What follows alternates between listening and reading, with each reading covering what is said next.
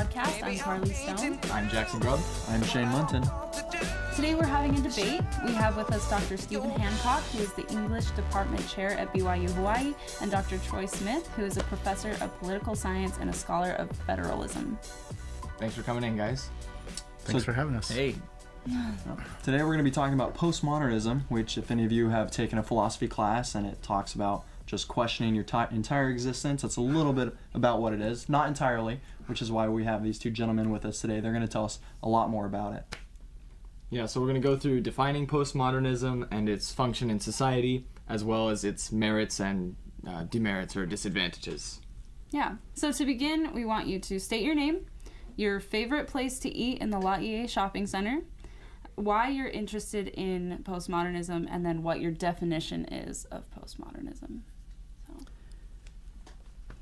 Well, okay, so I'm Steve Hancock. I work in the English department. I'm the chair, I guess, of the English department, which means people sit on me. And I, where do I like to eat? I'm going to say a shopping center in Laie. So it is a Laie shopping center. I like Guadalajara Grill, which is now in the Hukilau Marketplace, because I don't have anywhere that's especially wonderful that I like in the Laie shopping center. So And your choices are limited. They're limited. yeah. Subway or Taco Bell, right?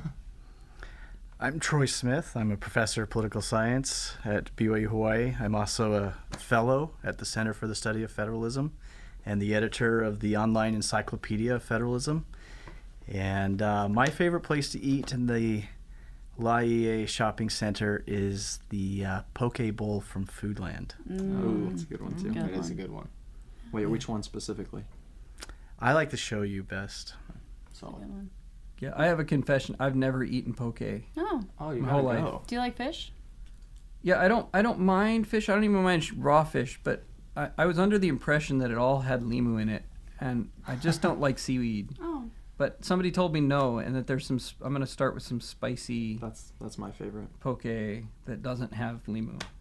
You know, That's really there in Sherwood, where I'm from, in Oregon, they had this poke place. They opened up and we're like, oh, we gotta go, and then we went, and it was just, it's not the same. Like Foodland, for some reason, is like the gold standard of poke. It really is. actually really good. Well, I've heard that We got a that- debate here. Yeah, I've heard that I need to actually play that a few. Tamura's. I've always heard is the gold Tamura's good. standard. Tamura's I good. have that one. You can tell because better poke when the worse the floor looks, like the older the floor is, the better the poke, I think. probably true. I'm just not sure that spicy poke is actually poke. Because It is- well, actually, it's I mean, anything- I like it, but if you want to get the real poke, you But, like, gotta go show is it you. raw? Here's fish, the which deal. is Here's poke. the deal. Is like poke. It's not poke if it's not cubed, because poke means like in Hawaiian, poke is cubed. Anything if you cut it into cubes, it's poke. So you could cut, I don't know, tomatoes into cubes and they're poke. Oh yeah, Really? I've heard that. Yeah. So So lomi salmon. it's really poke. Because it's in cubes. Anything that's in cubes. Interesting. Huh. But well, but grocery stores current are the way to usage. go. See, this leads us into the idea that language is fluid, and it's really hard because is it really poke? It depends on if you're sitting in my Hawaiian class or if you're talking about what's really. I don't know what really poke is. yeah, I and don't if you know. read it, it just looks like the word poke. yeah. So Yeah, in fact, I was in an airport one time and they were talking about poke bowls, What and is they poke? were talking about strange foods that you can eat in different ballparks across the nation, and they talked about poke bowls. And I was like, you're like, no. I was like, dude, if you're going to do a segment on this, find out how to pronounce it. Oh. I'm all about learning to pronounce things. But but the first question was, what is postmodernism? And Yes. and that was the first thing that I wanted to kind of make sure that we're on the same page about. And I kind of wrote about this in some of the emails that we've had. That I mean, there's postmodernism and there's post-structuralism, deconstruction, and sort of critique of discourse, and what we aren't talking about is sort of like postmodern culture in the sense of I don't really want to talk about pastiche and I don't want to talk about. There's a really lovely artist. I don't know. Some people think she's lovely. I think it's kind of gross. But anyway, that she'll swallow paint and then she throws up the paint to create art because she wants to question the intentionality of art. That when she's throwing up, she's no longer intending to create any particular thing because she loses control of her muscular, she has no muscular control. It's just the natural, like, okay, so she's like, what I throw up is the art that I'm creating. And it's like, well, is art the intended creation of, or is it just what happens? And once you create something, do we care what you intended anymore? And so she wanted to question all those things and, bring all sorts of other tangential issues like bulimia and the purposes of what our body is. Does our body have a purpose, or could it be converted from, could your stomach go from being an eating machine to being a puking machine that creates art? I don't know, do we have to use things for what they're used for? Can we use them for, other things entirely? And are things actually something? So that leads into it, but I don't want to talk about like whether that's good art, because that's neither here nor there, I don't think. But it leads us into some of the questions of post-structuralism, which I think are much more salient to what we want to talk about, which are, to what extent is language able to convey truth, and to what extent is language, to what extent is understanding possible? And I don't say that understanding isn't possible. Think, what is that extent? What does it mean? And I think this is the important thing about, say, post-structuralism, which the structuralists talked about how meaning happened, and then the post-structuralists talked about how meaning failed to happen. Where are the holes? And I always tell my students, for me, as to the extent that I'm a post-structuralist, I don't think that I am a post-structuralist. I don't subscribe to probably any particular philosophy. The question becomes, how do we understand each other when it shouldn't work? And what is that mechanism? I always tell my students, one of the biggest miracles is that we understand anything. But then to ask what that understanding means. What does it mean to understand something when language shouldn't work? There's no reason why language should work, and maybe it never works entirely, but something happens. And what is that something? So are you trying to set up postmodernism as opposed to post-structuralism? Or at least different post-structuralism and deconstruction as opposed to structuralism. Thinking not just of how meaning happens, but how meaning fails to happen. I think that's where we get into post-structuralism, deconstruction, as opposed to postmodern culture, which might be tied to that, but which is its own sort of cultural react. And I don't think we need to talk today about, or maybe we do. Maybe someone will correct me and say that we do need to talk about the relationship of, capitalism and alienation and I don't know that that's where we're going. Am I correct in thinking that's not where we're going, that we're talking about meaning and language and discourse? Yeah, I think so to a certain extent, but I think the way that's framed loads the question and predetermines the conclusion to say that it's about language. And that's a big problem that I have with most of the postmodernists is they see understanding as language bearing the whole weight of understanding. And I think there are very many other ways that humans come to understanding beyond language. And so if you're going to say, how does language lead to meaning and understanding? Well, yeah, it's fraught with difficulties. And it's pretty easy to predetermine your outcome from that position. But if you open up the possibility that human knowledge and understanding, their accessibility to the world is possible in ways beyond language, then you have a whole lot more going on. So no, I'm interested because I remember having this debate. I used to be on the other side of this debate when I was in my master's program at BYU. I took a class from Claudia Harris. She's a professor of theater. I mean, she does theater, or she does drama, not theater. She does drama in the English department. So we were doing dramatic texts from various people, and she had us read some theoretical stuff, and it was talking about languages prior to thought. And I was like, no, of course not. There's thought, you put it into language, and then you... And I was very adamant about that. And I've come to the point where I can't, and I'm interested in opening the debate again because I want to go back there. I think it's worth going back to the things we think we've decided and thinking about them again. But I got to a point where I just realized I couldn't personally think of a way to have a thought that was not based in my understanding of the world that comes from language, that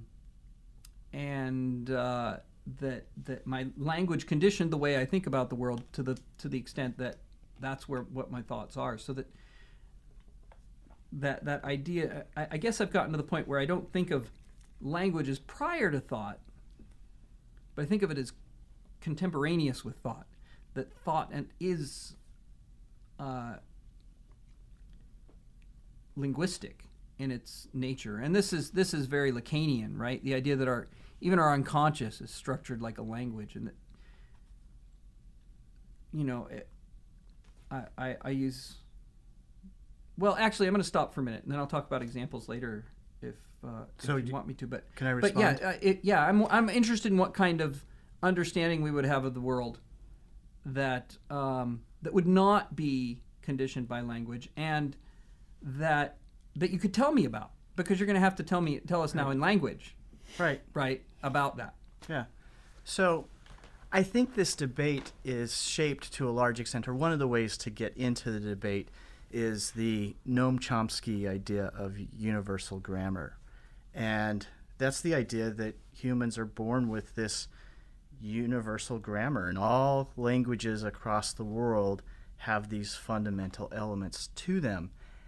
So much to the extent that I don't think Chomsky himself has said this, but a number of his followers have, that there is an organ in the brain that processes language, right? That's capable of doing that. And I think that's a kind of an underlying assumption of a lot of these authors, that language is that fundamental part of humans. And that philosophy, that theory has collapsed. Daniel Everett has done an enormous amount of work with this group in the Brazilian rainforest that demonstrates quite conclusively that there isn't a universal grammar. And physiologists who are looking at the human brain and whatnot are saying, yeah, it's just not there. How did they come to that conclusion that there wasn't a universal grammar based on the people in the rainforest? Because they don't have it at all. All sorts of things that are supposed to be the fundamental component of that universal grammar does not exist. But they have some kind of language? They do have language, but they don't have that universal component. Yeah, I'm Now, interested in what those are. This is you can read it. It's a fascinating story. But Now, Tom Wolfe, who is it again? Dan Everett. Dan Everett. Can you? I'm not going to remember that. Somebody right, write yeah, that. well, down. here's- Thank you, because I want to read it. Here's the way to get into that. Tom Wolfe's last book, Kingdom of Speech, is about this whole debate, and goes through and looks at the different groups and what they're saying, and ultimately concludes and says where the conventional wisdom is now is that language is simply an artifact that we picked up, a tool along the way. And we've used it, and we use it quite extensively, but it's just an artifact. It's not an inherent fundamental component to humans. And that there are So the meaning that we give to words is deeper than the words. That is, so this idea of postmodernism, that the weight of the word carries everything, is not a new idea. And one of the best responses of an old philosopher to this was St. Augustine. His son asked him this question, all right? How do we know what the words mean? They're so ambiguous and amorphic and vague. And how does the person that you're talking to actually understand what you're saying? And Augustine's response was, well, say that you have a foreigner with you, and he hears the word quickly, and he asks you, what does quickly mean? And so you get up and you take 3 quick steps, moving your arms, and you say, that's quickly. And most of the time, they're going to get that. They're not going to think it's moving your arms. They're not going to think it's 3 steps. They're going to get what quickly is. And this is what the physiologists and the others are telling us, that brain is this incredible capacity to discover true meaning. Despite the vagueness of words, the brain is capable of bridging that. And that's the problem with the postmodernists. Most of the postmodernists that I see and think about, going all the way back to Kant, is that the brain is really not, it's just a black box to them, and it doesn't fit into their calculations. But once you begin to realize that speech is an artifact, and that the brain is capable of this incredible processing power to cut through all of that ambiguity and find out what it is, where does postmodernism stand? Yeah, well, it's interesting when you talked about not having a universal grammar. The first thing that came to mind, I thought you were going to say that was an argument against postmodernism, that we all have a universal grammar, and that sort of conditions the way we respond to things. And so the first thing I thought was, well, of course we don't have universal grammar. I'm taking Hawaiian this semester, and it's so completely different from English, even in its categories, to where you can't talk about nouns and verbs. Oh, this is a noun. Is it an adjective? It is an adjective. No, it's none of those. It's kikino, or it's an meme, or it's, you have to know completely different categories of words, so that a word is a state. It describes a state of being, and so it's not really an adjective and it's not a verb, because some adjectives do that in our language and some verbs do that in our language, but they have a whole category for that. And so it's not like it's laid out. It doesn't map nicely onto English. In fact, they've started teaching Hawaiian differently, because originally they would teach it in relation to English and say, here are the different English. And now they've come up with a different way of teaching it, which uses the metaphor of a squid, which you're like, what? And but that's better for teaching Hawaiian than thinking about the language that you had before. But so Steve, but that really doesn't get to it, because comparing English and Hawaiian is like comparing humans and whales. Significantly different, but they both fit in the category of mammal. And that's what the universal language is saying, is that there's a category that all the languages fit into. Well, I mean, to the extent, and like I said, I thought at first that you were saying that was an argument against, that universal grammar was an argument against sort of the post-structuralist argument, because you were saying that, look, there is a universal that underlies all this. And I said, like, no, there's not a universal that underlies it, that things are different.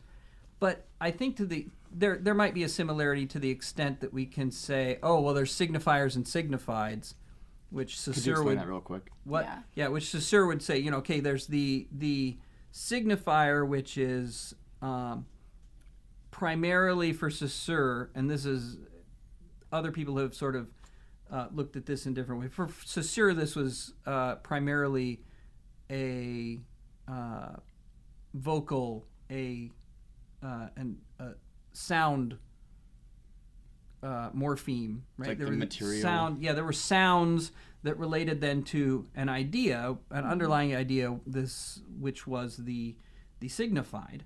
And then you've got other people since have said, well, look, not everything's based on sound, right? There are primarily non-sound related ways of writing. But the idea that there's some kind of a symbol, whether it's spoken or written or a gesture, right? Because sign language isn't spoken or written. It's not related to sound or writing. But then it relates to an idea. And when we can connect those two things, then we have language. And then really all that Derrida said was that that never really happens. You never get an idea hooked up completely with a particular symbol. So, and it goes back to, and in that I always go to Bakhtin, right? Who says, look, language is always half someone else's. And he looks at how basically what happens is for a word to mean something, it's got an entire history. It's got every other usage of that word. And then if every other time someone says chair that you know of, that contributes to your idea of what a chair is.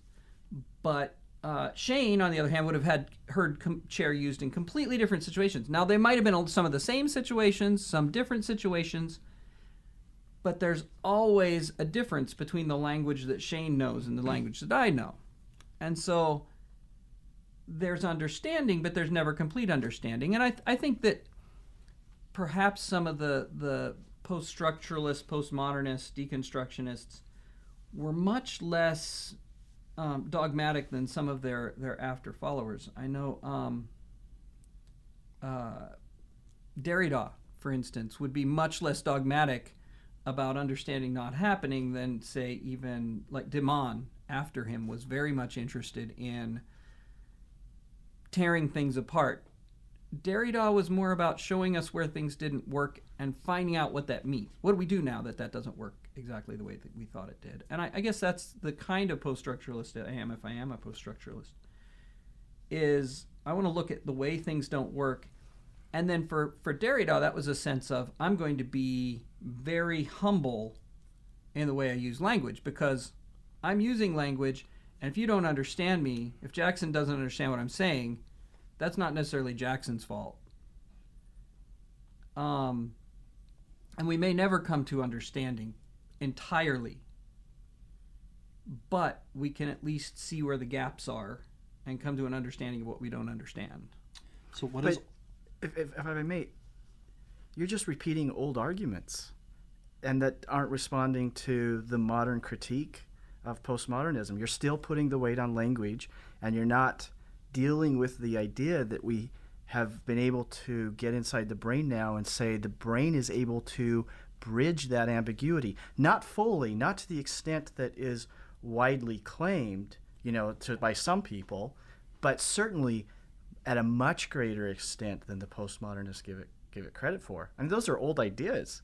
Philosophy and other people have rejected postmodernism, and yet there are so many disciplines that still continue to push it forward. Well, here's my trouble with the idea that philosophy rejects post-structuralism. Is that okay? Well, can you deal with the argument that I made? I will deal with that as part of this. Is that Derrida, in the University in the Eyes of Its Pupils, talks about the hard eye of an insect. And he talks about the ways that there's a sense in which we need to be able to close our eyes in order to be introspective. And that philosophy generally, right, has been focused on establishing rules of logic and operating within them. And that Derrida's biggest thing is not saying that's not a valid system, but saying that there are things that we can't talk about without stepping outside of that for a minute. And so language, referring to the idea of language, it's say, okay, the brain understands things, bridges ambiguity, But there are these grave differences in the way that we approach language.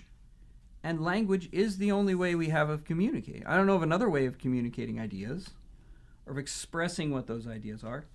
I don't think that any postmodernist denies that there's a real world, right? That if I try to put my hand through this mic stand, it stops, right? Like this, something exists here. But what is it? I have a example that I use with my students. Okay, I'm standing at a podium in the class while I do this, and I say I'm in a podium, right? That's truth. Hancock is standing at a podium. I say, but what makes it a podium? Somebody else could walk in the room and say, that's good firewood. And I'd say, well, it's not firewood. You can't take my podium and claim it's firewood because I made it into a podium. And they'd be like, well, what are you wasting money or wasting resources that I could make a good fire out of to cook with? Right? I could be using that to cook. And you want to just stand behind it and talk to people. You could stand and talk to people without a podium, without taking my firewood and standing it there. So is it a podium or is it firewood? And we might have different words for that in completely different languages, right? And we might say, well, of course it's a podium. Like you can't take my podium and make it into firewood because that's a waste of what I've developed here. So are you saying that truth and knowledge are relative, more subjective then? It depends on what you mean by truth. And I was saying this in my email as well. I mean, I believe things happen. I believe in truth as things as they are, things as they have been, and things as they will be, as they really will be. I mean, the quote things are happening. The quote's a little bit different than that. That it's knowledge of things. Past, present, yeah, as they really are, as they really have been, as they really will be. And I'm fine with that things are happening in the world. But I don't have a way of connecting with that thing that's really happening outside of my paradigm. And the paradigm is language. And that paradigm is intimately connected to language. I don't think that it's separable from language because that's the way that I learned that thing was a podium, was because at some point I called it a podium. And I might say to the person, look, there are much better ways to cook your food than taking my podium and breaking it up. And they might say, there are much better things to stand behind, to speak to someone or stand on, or maybe you don't need anything, than to take my firewood. And my expecting them to even go use something else to cook with assumes a complete paradigm that's connected to my view of the world. It's what Althusser would say. You know, it's connected to my ideology in a very broad sense. For Althusser, ideology is I become a subject in the world because the world speaks to me and I decide who I am in relationship to the way the world speaks to me. And I've got this whole range of things in front of me that condition the way I see the world. Condition the way that I see that piano over there. Oh, okay, let's stop for a second. Okay, and now I'll let him talk because I've been talking. Because you're moving into another subject that's a good one, but I want to deal with this part first. So just like I think postmodernism loads the debate by putting the entire weight of understanding on language, so I think postmodernism is attacking a straw man. It's making the people that it disagrees with something they aren't.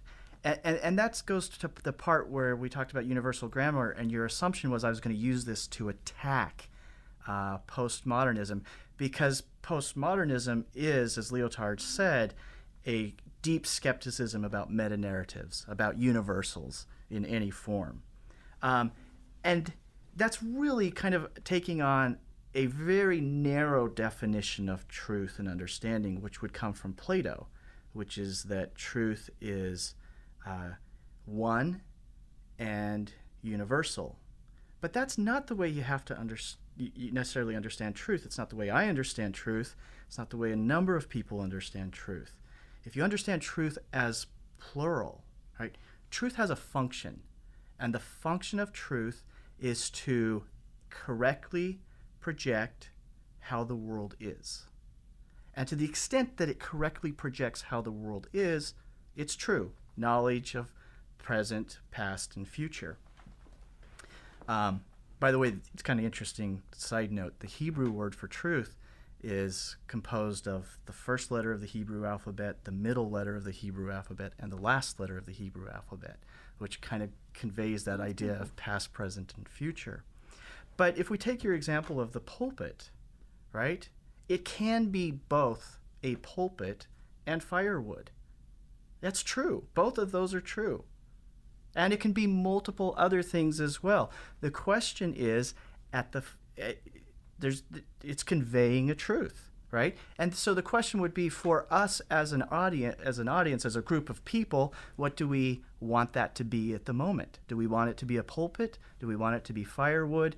Do we want to make it into a birdhouse? All of those things are pluralistically true. And I don't think that most post-structuralists are going to disagree with you a whole lot. Right. So that moves us into this place where you were going. But what it does do is it gives a realm for truth that interfaces with reality in a way that's more tangible than what postmodernism would agree with. Well, but see, I think you're really taking liberties with the word truth as it's been traditionally used to say, okay, what is the truth about this thing? Well, now you're saying truth is what we call it. No. Right? No. And to say that it's correctly describing the situation is just to say it's describing the way that this situation functions for us culturally and ideologically. That's a postmodern view, but that's not what I'm saying. Because it's not, you say it's really a podium. It is really a podium?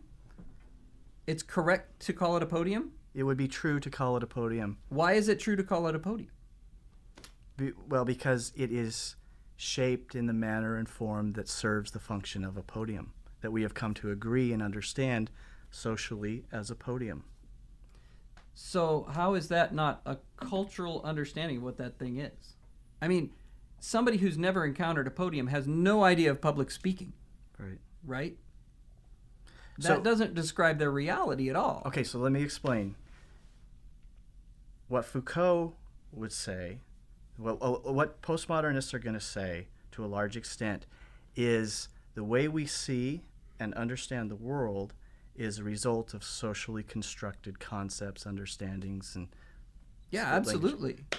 And I don't disagree with that. I completely agree with that. And most other thoughtful people about these issues don't have a problem with that. The problem becomes in the next step that postmodernists take, and that is that social construction is itself truth. It's not the objective reality of that thing that's there that we call a pulpit. It is together in our understanding and the way we think of these things, that is the truth. Now, I will say that can happen. Marxism, I've seen this, happen in societies. The workers will say, we're workers and we are supposed to be exploited, and the managers will say, we're managers and we are supposed to exploit, both of them referring to Marx as an accurate description of the world, and it becomes a self-fulfilling prophecy that makes it happen. So there are definitely truly social constructions that become self-fulfilling prophecies, but that doesn't make them objective realities. It doesn't necessarily mean that is necessarily true. So right here, there's a table in front of us, and I'm wanting you to describe the objective reality of that table in a way that is not culturally conditioned. Well, that's not the point. I would agree with that. That the way we think of it is culturally constructed. I mean, a table becomes a very complicated object. Is a bedside table a table? Is a hallway table a table? Right? Our language is really vague and ambiguous on these sorts of things. I have no problem with that. But the problem I have with postmodernism is that it denies, if we go back to Kant's language, that we cannot reach the pneuma, that the phenomena is in our head. We take things in, right? We see things, we hear things, and we try to make sense of it, but that can only take place within our heads, but we can't fully ever really truly grasp the reality. And so there's this unbridgeable gap between them. And Foucault and the others take that further and say, yes, it's in that phenomena that's socially constructed, not just within our own heads, but socially as we do this, we create what is true. And there I say no. That we can create self-fulfilling things, but we still can bridge. We can make the bridge to reality because our brains are able to interface with the world in ways that aren't just limited by language. So go back to the table. This is a table, but the piano bench, is that a table? If I put my cup on it, does it become a table? Right? It's real, but our language, if I use that as a table, if I sit down and I start eating off of that, and someone says, oh, that's a creative table, right? There's an objective reality there that is true. And the truth of it, our brains are able to grasp that because we're able to get beyond the limits of language. So I would say you're working within a very narrow range of what that could be. That could be...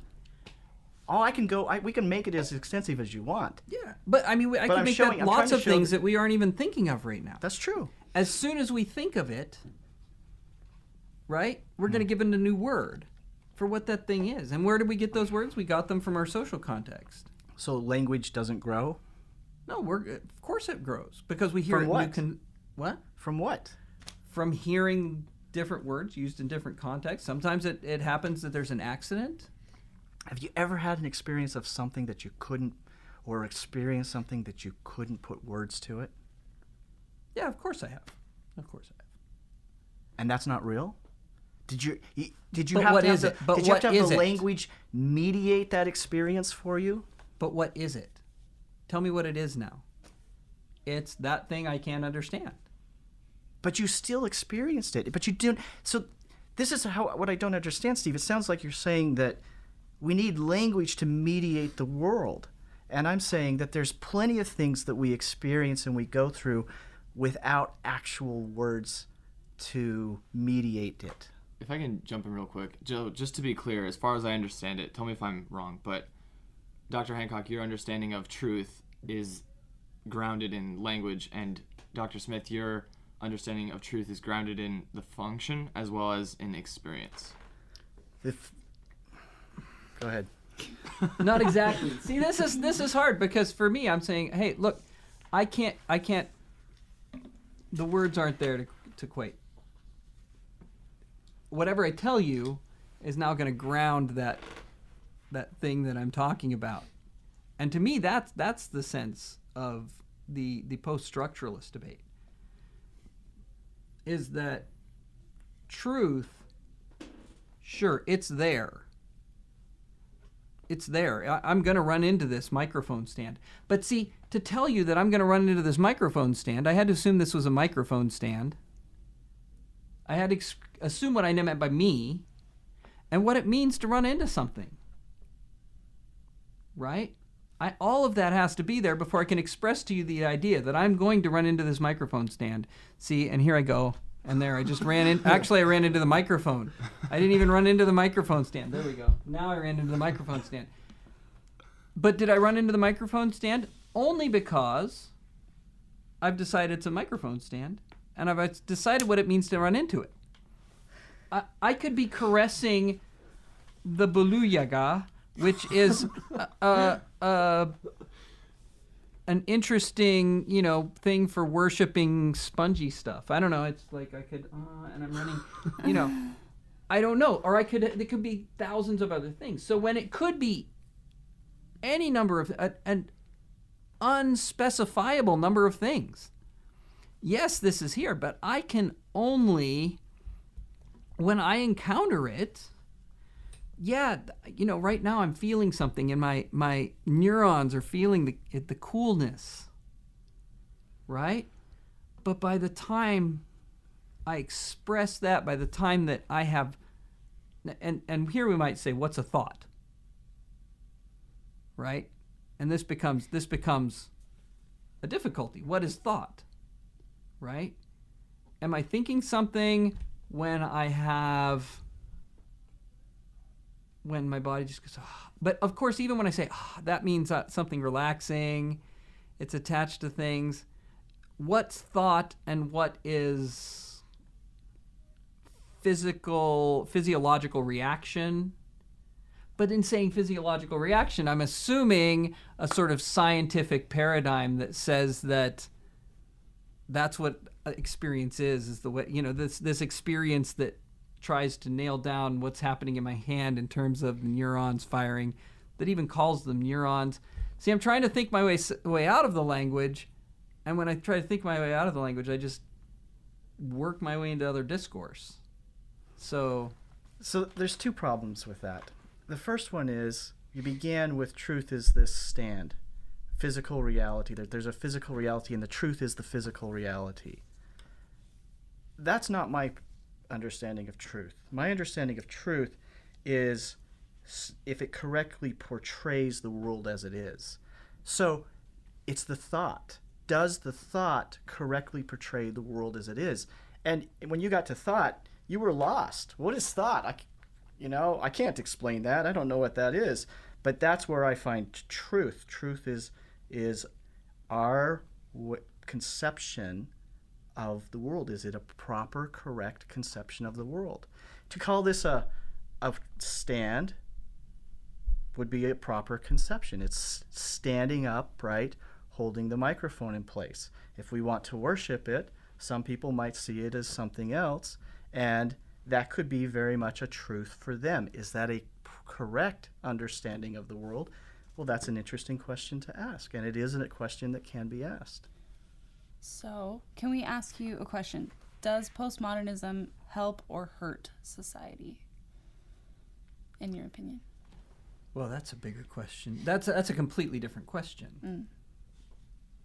I don't see it as necessarily doing either.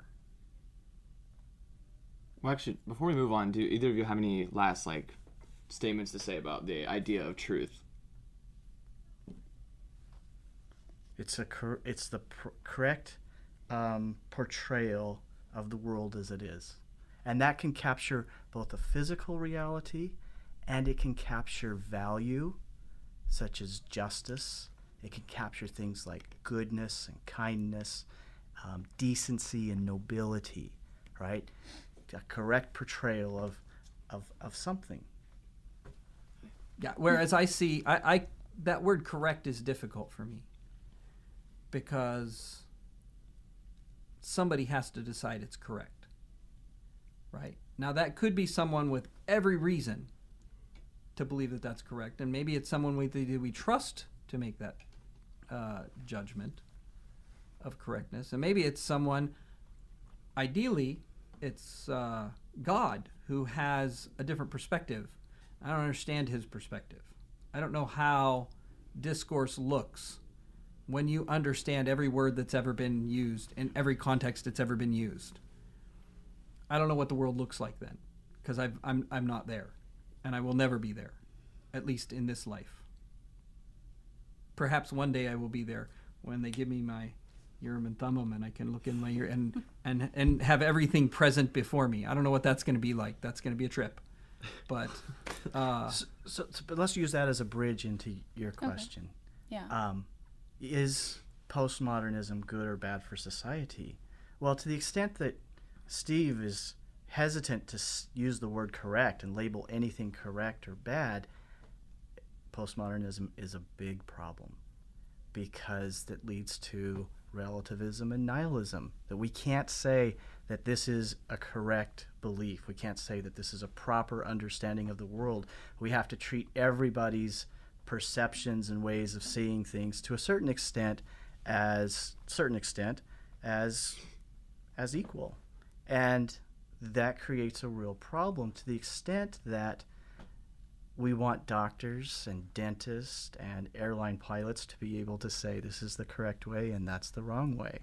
We want, and that's not just in some physical reality, but it also goes to things like kindness and justice. Yeah, where this, is it a good thing? Is it a bad thing? I think in some ways it can be used terribly, right? The famous example of this is Paul de Man, who, he was one of the he was sort of after Derrida. He was the big guy who brought deconstruction to America, and come to find out he had done a lot of positive wartime journalism for the Nazis. You can take this and you can say, hey, we're going to bend reality to be what we want it to be. Derrida spent most of his late career thinking about ethics and thinking about he struggled really with the ideas of Emmanuel Levinas and the idea of encountering the other, having responsibility for the other, and what that responsibility would look like, right? And this is one of the other things that I talk about a lot with my students, is that there is, we talk about materialism, and to me, language is a materialist thing. So I don't have any problem with the idea of language as a tool. That language is a thing, and we say things hoping for a particular reaction, and hope if we're good at it, we get the right reaction out of the world. But that there are things that are right and wrong, that there are things that are ethically good or ethically bad. Is there something to that? Yes, there is. And that we can't describe materially why it would be better for me to not pick up, not that I'm frustrated with him or anything, but that I would not pick up what I'm looking for, something that The I guitar. can pick up the guitar and smack it into Brother Smith. If I have no responsibility for Brother Smith, then it doesn't matter. It'd be an interesting pattern in the world to see, oh look, someone just smacked, although interesting to who, right? And so as Shane said, if you've ever, like, something that makes you question your entire existence, actually, you don't have to get to postmodernism to question your entire existence. Descartes did that a long time ago, right? It's not about existence. It's about what does existence mean. And I think the real work being done now is with the ethical philosophers who are trying to decide, what does it mean to have ethical responsibility for someone, even in the face of not being able to nail, like, let's assume that we really never can completely connect with reality. Can we still have ethical responsibility for the other? And in that way, I think that postmodernism can, like I said, I think it can be a terrible thing. You can just use it to say, well, then I have no responsibility. Great, thanks. Or you can use it to say, let me look at the ways that I'm trying to have ethical responsibility, and I may think that I'm doing the right thing. But if I follow those things through and see where they don't make as much sense as I thought they did, then I can have a greater understanding of my ethical responsibility for the other, right? So that I don't come in and say, well, the other needs this or that, or I should react this way in relation to the other based on my cultural paradigm, right? That in some ways I can respect them as an other human being, and that in that way it can be a good thing.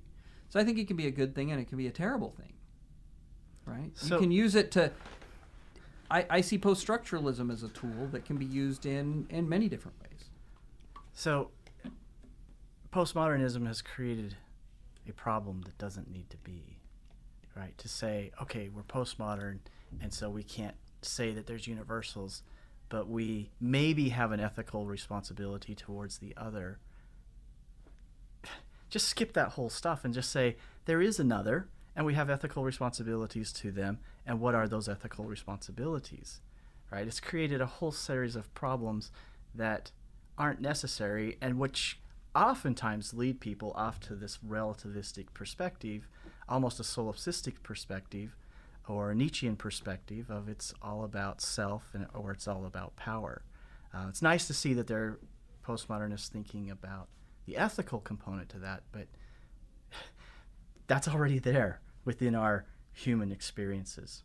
There's another thing along these lines of the benefit of a problem of postmodernism in the sense of truth, and that is that if you believe in truth, then you are very concerned about being wrong, right? This is my perception of the world. Is my perception inaccurate? Does it accurately portray the world? So you're very concerned that you are probably wrong to some extent. And so you continue to question and investigate and explore and try to find the ways to make your understanding of the world better. It was Daniel Borstein who said, the greatest threat to discovery is not ignorance, it's the illusion of knowledge. And one of the problems I have with postmodernism is it creates this illusion of knowledge. And it's very seductive because, right, the ones who learn about it are like, hey, I know something about the world that nobody else knows. I see through the mirror and the ambiguity and vagueness of logic and see how power is manipulated through logic and things like that. And nobody's really going to deny that language has the power to do that, but they're going to deny that the weight that it puts on language, and they're going to deny that postmodernism of going all the way to the point of it's relative, that we can't decide what's correct and right. And so I find the real dogmatist in the world today are the postmodernists who claim there's no such thing as truth. And that's a real problem.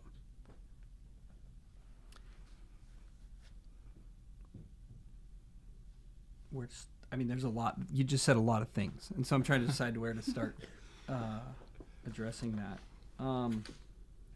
Because I don't think that most people would say that we can't, for instance, make truth claims. Right? I could say there is no microphone stand here, and that's a truth claim. And Derrida spends a lot of time talking about truth claims, and that's a lie. I intend to deceive people, and how can we deal with things like that? When in fact, Nietzsche would say, if I say there's a microphone stand here, and I'm not going to go with Nietzsche on this. Nietzsche would say, if I say there's a microphone stand here, I'm lying. He would say, because I'm implying that this is a microphone stand. And that takes into account all of my cultural paradigm. And I'm situating this within my cultural paradigm. And therefore I'm lying to you. Because I'm telling you this is what this must be. As opposed to leaving it open. And I don't think that that's just, because we have to operate. We say the world language doesn't work the way we thought it did. Great. Let's operate anyway. We have to go forward as if language operates, because otherwise we're paralyzed. We can't be paralyzed. I don't think anyone wants us to be. Sorry, just to jump in. Can anything be more correct than something else? Yes. But okay, only in certain senses. Okay.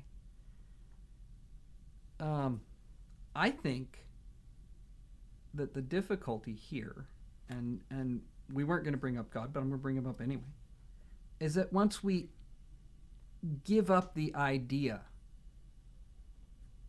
that there can be a perspective that's outside of this world, that can thus give us correctness, I think we lose, right? Because now, if you tell me this is an item of worship, number one, it could be an item of worship even if there is nothing worshipful about it. But if you say, this is my God, right?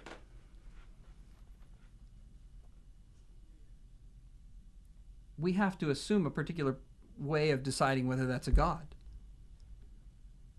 We have to assume that we're going to be able to come to that conclusion, right? It's pretty easy with the microphone stand being a God, because I don't know, maybe the God just isn't doing what you want it to do, right? We say, okay, we're gonna play Elijah here, and we're gonna say, okay, let's start the piano on fire, and it won't. But now we can say it just doesn't want to. My God doesn't give in to your little test. This is my God. But when we think about certain things like, what does it mean? I mean, things that are really important, right? What does it mean to be a man or a woman? Is it related to biology, right? And what is our relationship to that biology, right? Because most of the people who are interested in sexuality and don't deny that we have different biological bodies, right? They just say, well, the way we feel about those bodies is conditioned by social context. And that just because I have particular parts of my body doesn't mean that I have to think of myself as this or that, right? Now, I could say that's wrong. I know that that's wrong. And I know that being a man is different from being a woman, and that we have particular responsibilities that go with that. Why? Because God told me. And I have that relationship with God, and I can trust that. But if we take that out, then you can say, well, no. You're a man, and that means something, and you're a woman, and that means something, and we're just going to go with that because why? Why go with it? Is there a particular reason to go with it? We could have that debate, but where do we get the authority to say that this is what this means or that is what that means? Okay, so the question was, can we say some things are More correct. More correct than others? And to answer that question, you have to bring God into the equation. I really think that yeah. Okay. I think that we do. Okay. And that I a lot don't. of things, I even don't. even a lot of things, I don't even think God would answer that something's more correct than something else. Is that a chair? Sure, it's a chair.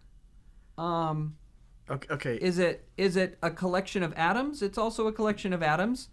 Is it also right? There are lots of things it is. Sure, and by my conception of truth as pluralism, all of those things could be true. But to say that we can't say if we think of truth. Go ahead. Can I just insert one thing? I don't think that you could have even talked about that without post-structuralism. The idea of pluralist truth that chair could also be. Sure, Aristotle's talking about that. A hair ionizer, because we could rub our head on it and make static electricity. Okay, so new modern conceptions, no, Aristotle wouldn't talk about that, but he would say that truth is pluralistic. There are multiple ways of trying to see and understand and describe the same thing, and all of them could be accurate. But yes, we can say that there's some things are more correct than others in this world. If we think of truth as, does it correctly portray the world as it is? All right? And, the fact that humans have survived for as long as we have in a harsh environment with so very little protective abilities innately in us, right? thin skin, we get cold, we don't have claws or fangs and other, indefensible in many ways. The ability to interact with the world in a survival mode, and not just to survive and not just to thrive, but to flourish, takes correct ideas. And we can say this idea is more correct than this idea because this idea helps us flourish, right? That's a very simple way to say one thing is more correct than the other. If you want to pull God into it, then you could say, why would God put man on earth with this separation between the phenomenon and the pneuma and not be able to interface with the two of them? What's the pneuma? The pneuma. The pneuma would be the physical world. Okay. The phenomena would be the way we understand and try to make sense of that in our head, but it can never really bridge that, right? If you want to bring God in, why would God do that? But you don't even have to bring God into it, because the fact is, humans, despite all of our weaknesses and our problems, have learned to flourish in this world, the reality of the world, because we're able to say, that's a correct idea, and that's a bad idea. Or what were you thinking when you decided to light your pants on fire?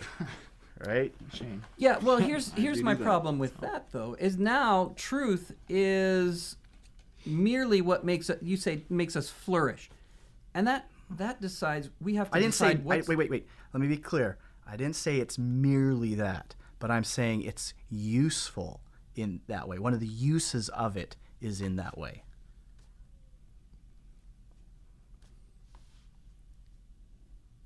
So what if I say, okay, fine, that was great, but you know what? There's no need. I mean, we've got comforts, we're doing fine. I tend to be attracted to guitars. So I'm a guitarosexual. Nothing wrong with that. It satisfies me. It's not hurting anybody. Nothing wrong with that. Why should, and then... Wait, so you're assuming I'm going to condemn that? Do you think it's wrong for me to be a guitarosexual? I don't think I have to have an opinion on that. I Either think way. it would be wrong for me to be a guitarosexual. I think that is wrong. See, the post-structuralist is the more conservative of the two. Well, wait a second. But at the beginning, you were saying you're not totally in those lines, and I don't think that post-structuralism would necessarily let you go there. You're adding. There's another component to you that you're using to make that evaluation. Yeah, no, I don't think it's because of the fact that But I think a better Subscribe to evaluation something of this. I mean, surely we could get into the debate about a guitar section. Whatever. A guitarosexual. Except we Please can get into it that right. debate. Please get it right, because it's offensive to me when you don't. I think we can save that debate for another day. Let's try a different one. George Washington, in his farewell address, asked the question, or said, some people think that a nation at the scale of this one is not possible. Let experience prove it. Right? And so that's what truth is about. The founding fathers had this conception of the world and put together this structure of a government. And a lot of people were critical of it and said it won't work, it's going to fall apart. And Washington's response was, we'll see. And that's what we can use to evaluate things. Well, but see, this assumes what the success of this experiment will be, right?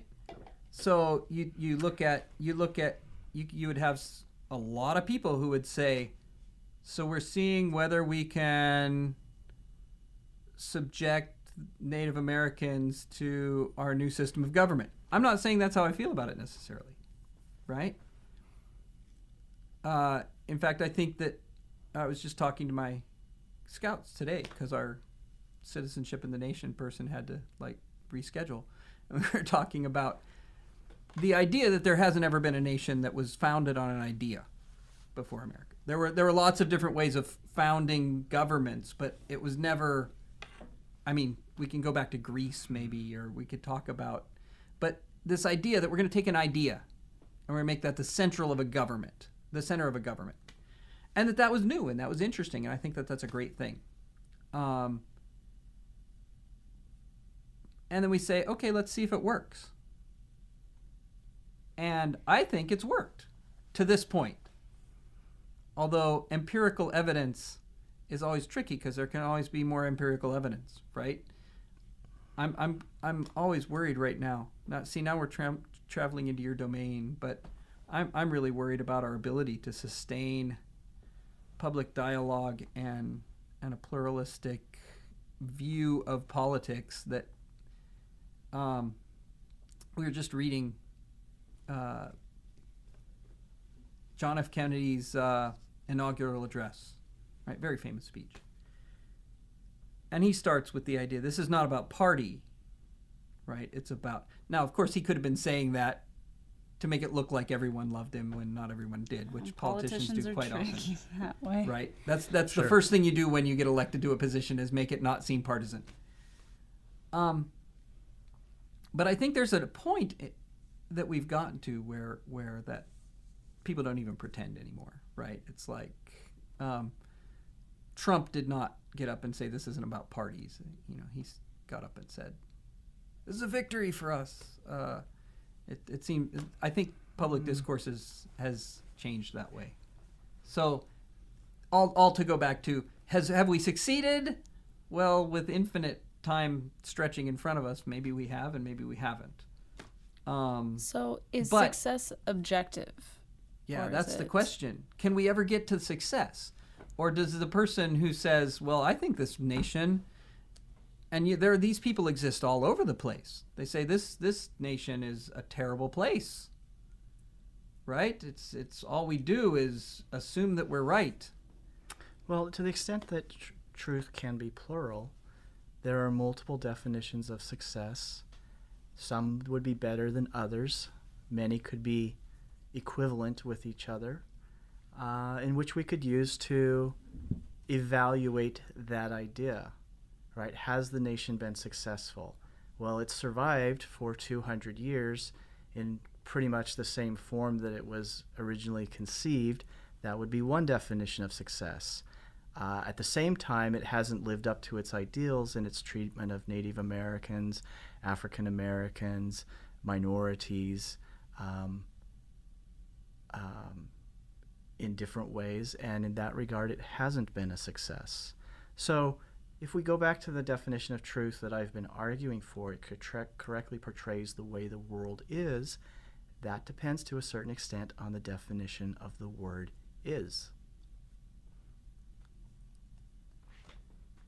Didn't Bill Clinton say that? Yeah. You caught the reference. But, is one of the most complicated words in the English language. Well, I think is the center of the critique of metaphysics of presence. What does that even mean? Metaphysics of The presence. metaphysics Yeah, of presence. done The that down. idea that anything is ever the same. That number one, language, and number two, anything is ever the same for like 2 minutes together or two instants together. That in some way we can say this is true. Well, is it true now? I mean now. Right? But again, time is always is. But again, that's an attack on a straw man, right? Or at least a very narrow idea of truth that would go back to Plato as one and universal, which isn't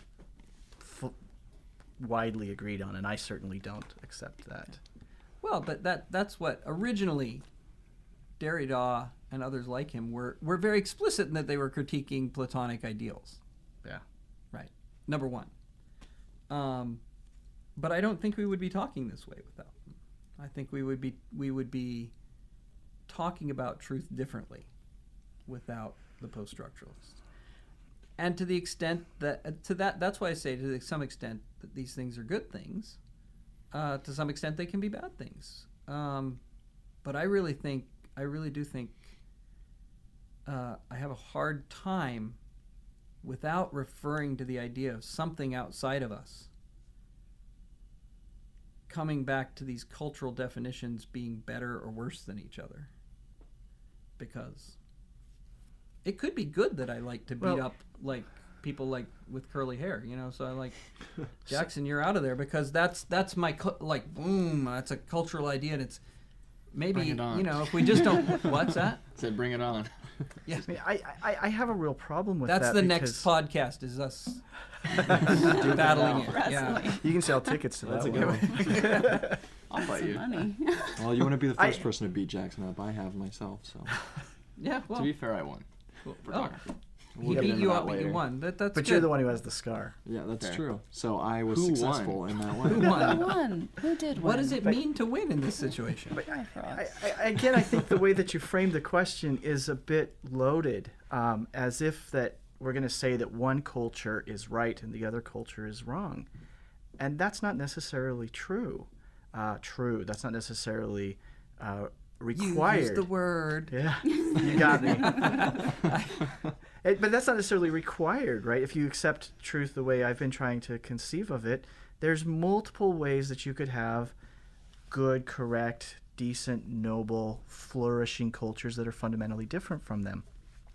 This question of relativism, is not new. You can go back to Cyrus the Great of the Byzantine Empire, Persian Empire, right? He's the one who let the Jews go back to Jerusalem. He pulled together a bunch of different cultures, and experts from the cultures, and he asked them one question: how do you treat your dead? Oh, some burn them, and some bury them, and some eat them, and some, do different sorts of things. And he's like, proves it. There's no truth. There's no moral right way to do things, because everybody treats their dead differently. But the way the response to that is, well, maybe they all treat their dead differently, but they're all treating their dead respectfully. That's how they understand respect. And so that goes to this deeper question of, is there a moral sense? And a lot of people have argued that there is a moral sense. The expression of it varies. And so to the extent that cultures are consistent with that moral sense, but expressing it differently, they may flourish. And that's one of the things, the intuition, one of the ways of knowing. I give you a list of a bunch of different ways of knowing without words, but oftentimes there's this intuition that we have that is a moral sense that is shaped by words, but not necessarily. It transcends those words. And that's what I think we can do. I think that we can transcend language when we're careful. Guys, we gotta wrap this up. So I guess we'll just leave a little bit of time for you guys to kind of sum up what postmodernism is and like what it has able to do, or benefits, drawbacks. Basically, just summing up. So I'll let you respond to that, and then You want me to go kind of first? and you close. can Sure. All right, so the question I hoped you'd ask, and I'm going to use this in my closing statement, and Good. I'm going to make a critique of the humanities as an outsider, which isn't totally fair, but Steve gets to go last so he can We could have defend it. episode 2 if you guys want. But I would say that, the humanities are losing people left and right. They, and they're going to places like business, which I don't want to demean business, but really I think undergraduates should be in the humanities if the humanities did their original mission. And, the humanities are attractive to a group of people to a certain extent because they like to read and they're interested in ideas, but also because it gives them this sense of we know something you guys don't, a sense of superiority, right? Oh, we're not attracted to money, and we're not becoming crass and materialistic like everybody else. We know the truth, and the truth is that you're being manipulated by all of these discourses and things like that. And I think for most people, they go into that and they hear that, and it doesn't fit their intuition. And what are they getting out of this? What's the benefit? What's the value to it? I think humanities would attract a whole lot more people and would be much more beneficial if it returned to its fundamental purpose, which is to help understand what it is about humans, and especially what it is that makes us noble and great and kind and socially compatible with each other. I think that the human mind can break down culture and convention and historicism if it's allowed to explore those deep fundamental questions like, what does it mean to be just? What does it mean to be good? What does it mean to be benevolent? To get to those questions, you have to think, you have to compare cultures, and you have to think broadly, and you have to think widely, and it touches something deep within us, and it makes us better people. And the world needs that. Postmodernism has pushed the humanities away from those things, and we're losing something vital and fundamental. You talk about the decline of discourse. I think the decline of discourse begins in the failure of the humanities to live up to their purpose. So, no, I can respond to that in my closing statement, which is, I'll leave it to my students to decide whether we're able to do those things while still discussing sort of discourse studies, while discussing the way language does or doesn't work. I teach English, and it happens, I tell my students, what do we have? We've got black marks on a page. And we have to understand what those things can do and what they can't do. I think that if we're the most important thing to do is to be honest about the way language works or doesn't work. What makes us human? Lots of things, among which are that we can be kind and we can be noble and we can be good. Sometimes we can be real sons of pumpkins. Sometimes we can be terrible people. And I think that properly understanding the way language works can be part, not all, but certainly all. I don't discount the work of any other discipline. But I think understanding the way language works, the way that we write the things we write, understanding the way our cultures work and the way we express those values in the literature that we write can help us to be the kind of people that don't become belligerent to each other. That now, like I said, and I said this before, can post-structuralism be used? And usually, when I see this happen, it's always in a crude and very unthoughtful sense. Can it be used to incite violence and incite discord? Yes, it can be. A proper understanding of the way language works, though, can't not think about those ideas, can't not walk up to those ideas, even if more people take my classes if I don't discuss them, because it's just the way language works. And that's what we're working with in English classes. We've got language. And so I would say that, things, you can use anything in a poor and unsophisticated way and use it to beat people over the head with. But I think that properly understood, they can bring us to a correct understanding of, I used your word. You didn't say it yet. Of the ways that language are related. I said correct. Oh, okay. Correct, that language. Not the T word, though. No, I didn't get to the T word. Of the correct understanding the way that language structures the way we think about the world. All I'll right. stop there. Oh, yeah. Well, thank you so much for coming in and letting us pick your brain about it and being able to debate. So thanks for letting us do that. Thank you for the opportunity. Yeah, this was great. Thanks for tuning in. This was the Xeno Podcast. You can stay updated by following our Facebook and Instagram pages at Xeno Podcast. This podcast was brought to you by BYU Hawaii's Reading Writing Center. Thanks for learning by listening. Ding.